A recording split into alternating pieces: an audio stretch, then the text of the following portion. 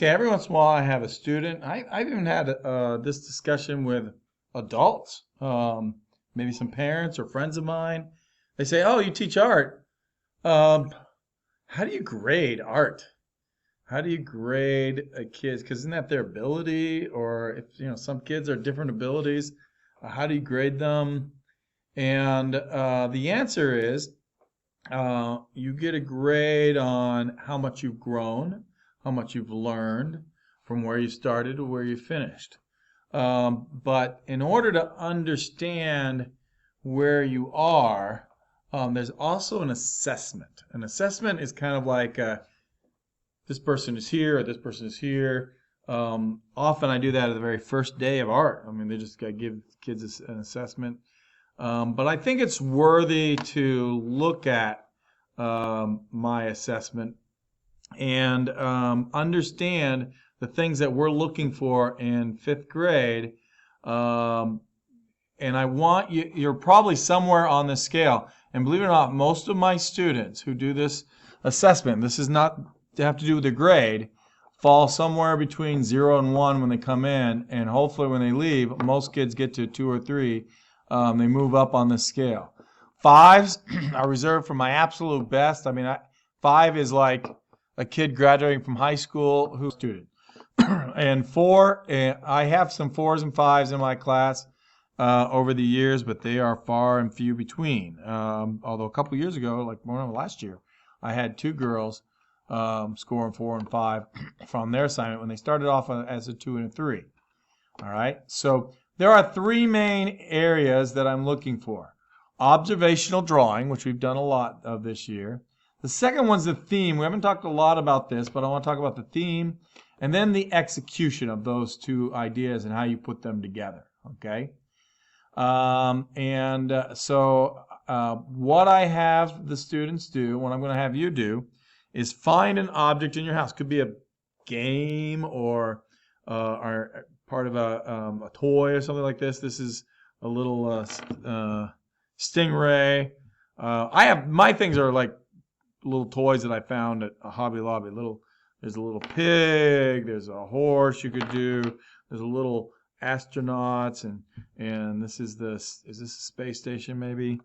And here's a little dinosaur fossil here. It can be any object, and I would pick something you really enjoy doing. If worse comes to worse, you could do some scissors right here if you wanted to. But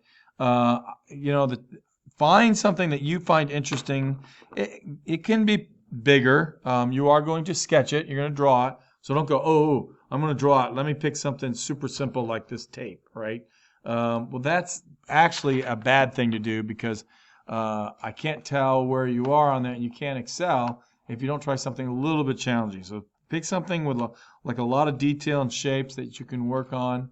I want to go through these a little bit quick here. Let me see if I can.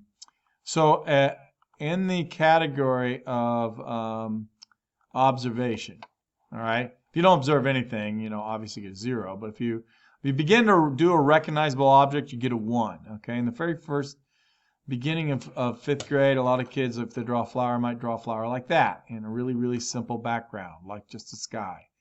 And then, if you get a 2, it's if what you drew was very clear, like some more detail on this one. I had a spark plug and Statue of Liberty. It's got a little more detail. That's going to be like a 2, especially if you have a background on that. Sketching proportionally, okay? Here's a student who made it most the size of her paper, did a pretty good job, got a background in there. I can tell what it is.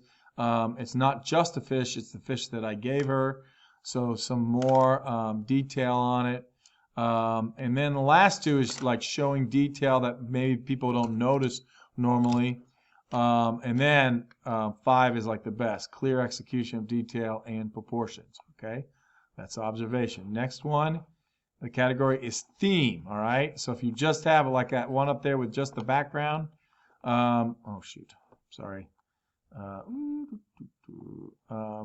just the background, then you really don't have a theme with this. But if you have the very, very beginnings of a theme, like this one right here, this is a guy. That's that fossil I had, and he's going to museum. I don't know why the guy's floating in the air, but it looks like it's got a doorway. It's got a stand here, so some imagination's going on here. That is a 1. A 2 is if you start with a story, okay? So he's got the spark plug. It's not really proportional. This kid, I'll be honest, was not the best drawer in my class, but he started a story. He's got a fast car and an old car up on the things here. He's got it's definitely this kid has worked with his dad or seen somebody, maybe, I don't know, grandpa, somebody, and worked on cars because he seems to know the stuff. He's not quite drawn people very realistically yet, but I thought that was worthy of, what would I put that as? A 2, okay? Here is a 3. Much more detail in here. I wish there was more of a story here. Instead of putting a tree right there, wouldn't it have been nice to put someone's hair in the back of their head, and that's them drawing? So they're doing my zoom in, zoom out assignment that we did earlier this year. So there's a story there, and it's very interesting, compelling. This one is a 4. We've got some really nice fruits and vegetables here. We've got a whole scene going on, very nicely done. 4 is a clear, complex story, not just a guy at the museum, but maybe something happening at the museum, right? Like you fell in the middle of a movie going. And then 5 is a new look. You change the way we think about the object. Your story is so compelling. And then, let me see, we got, last one is execution. That's how you put the parts together. If you just do a sky and a ground and a sun in the corner, that's a 1. It's something, but it's the most simplest. Everybody does that first. I often call that first grade drawing because that's what you learn in first grade. This is a little better. He did the skyscraper was his object. He filled up the paper with it. He's got some other buildings there. It's nighttime. Nice proportion of object. That's a 2. Okay. Here's a 3. The beginning of a drawing of the bread was the object, and they used the bread in the kitchen. I see things are proportional. I think this person only was there one day. She didn't get finished the other one, but she was doing an excellent job on one day. 4 for that one is good coloring, different strengths, and light and dark, and we talked about that this year with Jaza. And then 5, understanding the light sources and multiple color. That's really complex. Now, I'm going to show you some students here. And they got 5s, 4s and 5s on that last category. All right, so here is the object. She put it in a scene. I think he did. And then we've got, the sun there. I love how broke up the space. It's kind of flat, but I love how the sky and then the clouds and then this object and then the tour bus, it just really makes a lot of sense. Nicely organized, good theme. All right. Here is, at first I wasn't sure about this one, but I really like the face, the way they did the face and the object together. And that's one of our brainstorming techniques.